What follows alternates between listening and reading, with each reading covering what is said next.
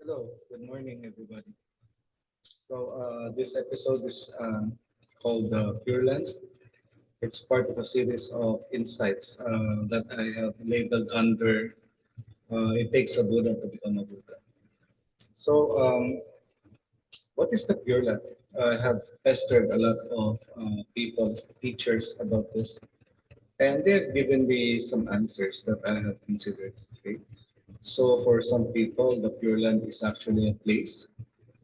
Maybe in space and time, it's a geographical place that I can go to after death, where I can meet the Lord Amitabha Buddha, and where I will be taking special instructions on how to proceed to my way towards enlightenment. So that's one thought. I heard from another teacher that the Pure Land is a state of mind.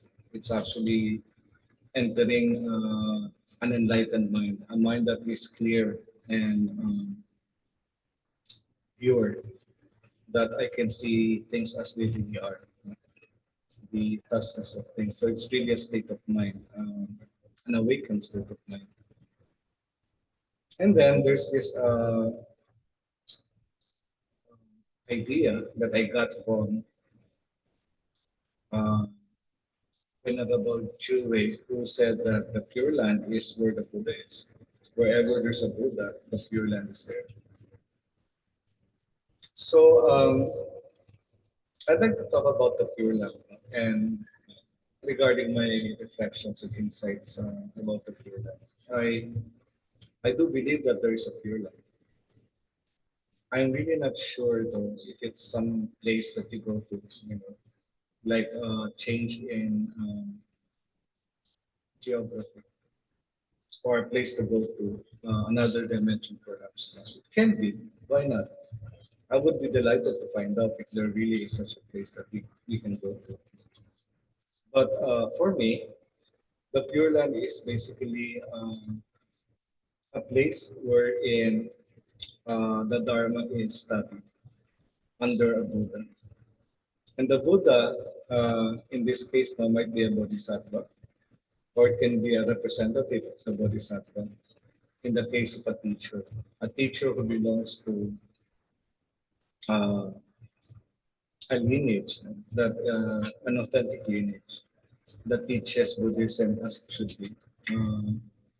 He's a Buddha in his or her own right. So I would say that the Pure Land is anywhere where you can find the Dharma and where you can find the Sangha. And that's where you will find the Buddha, and that's the Pure Land. Right? So there's a story I encountered on Facebook about this person who made a testimony. He said that he would pass by this temple every day on his way to work. But during those days, his mind was so filled with anxiety. He was more concerned with his career, earning, and sensory pleasures. Like he never minded the temple. He just thought it looked curious. But then, after several years, when he underwent a crisis, because for him, just going to work, making money, coming back and enjoying his senses, didn't make sense anymore, and he started to have a crisis. So one day he entered the temple, and he was so surprised. He was saying, "Are you God? Are you God? God, are you here?" So for me, the Pure Land has been there all along, whether in his mind or somewhere out there. And he has an affinity with the Pure Land, or he had an affinity with the Pure Land because whenever he passed by the temple, he would be so interested. He would be so attracted. But that's the same story with me, by the way. That's why I could tell you. And then when he finally entered the temple, he wrote down that he received new life, that he found new meaning in life, and that he's now trying to study the Dharma or the teachings of the Buddha in the temple. And so for me, that's the Pure Land really, from uh, a state of anxiety, a state, a state of meaninglessness, a state of not knowing what's going to happen after death, a state of uh, meaninglessness.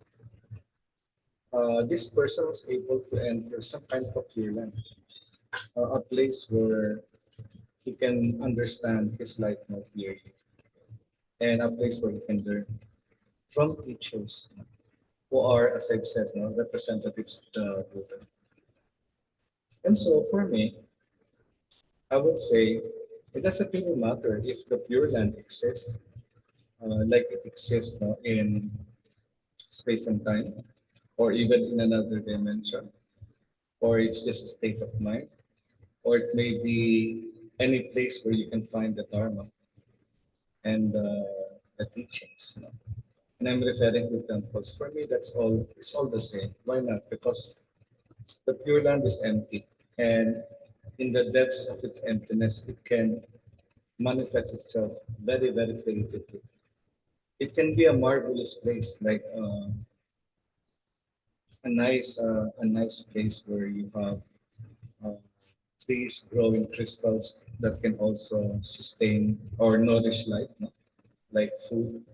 You have streams of crystal clear water, and then you have peacocks strolling around, and you have these flowers, lotus flowers everywhere. It can be that. Why not? I'm actually hoping that it will be something like that. But more realistically, because I tend to be a person of the mind, really, and not really attracted to artistic expressions, not that much.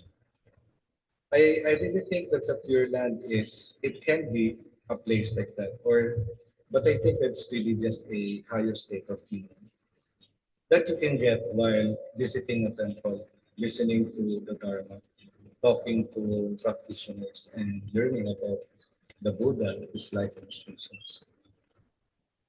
So it may be all of the above. That's what I'm trying to say. And I just came from watching an animation regarding the Tanisha, and it says there that although I do believe that we are all called, uh, we are all saved by the Buddha in his vow to save everybody, from this world of blind passion. Uh, eventually, when we do come to the point of releasing ourselves from the bond with this world, that's where I'm heading to. I'm heading to the pure life. So, and I hope that I will meet you guys there. We can have a grand party right there. Okay, so that's all for now. I'm beginning to become silly, so I'll stop here, and just continue with my practice. So, Dasho, Omi, Tofu, Buddha bless you. Bye-bye.